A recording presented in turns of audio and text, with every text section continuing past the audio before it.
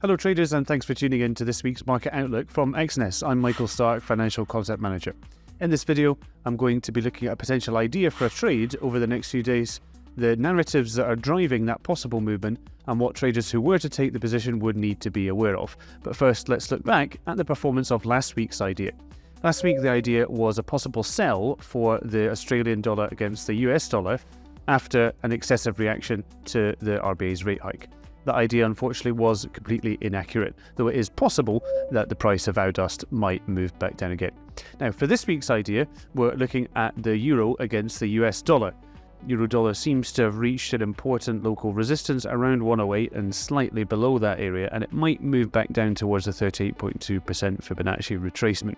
Now, there's not much scope for a very distant target here, but this position might have some potential in a technical movement. Now that summer has reached markets, generally there aren't any new narratives in the run-up to the meetings of the central banks, and we can see that in general, yields from bonds in Germany, which are here, and from the USA, which are here, are not moving very much in either direction. Then the technical movement is in focus. And the crucial releases coming this week are firstly the meeting of the Fed, which is happening on Wednesday night. Seems to be nearly certain that there won't be a hike.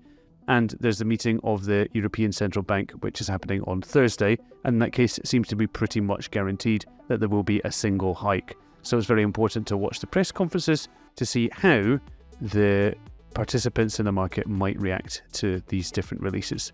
In summary, the idea for a potential position this week is a sell for euro-dollar, and it might move down to the local support around the Fibonacci retracement. The main narratives that are driving that are technical. Now that summer has reached markets and there aren't any really clear new fundamental narratives ahead of the central banks, then it's the movement on the chart that's in focus.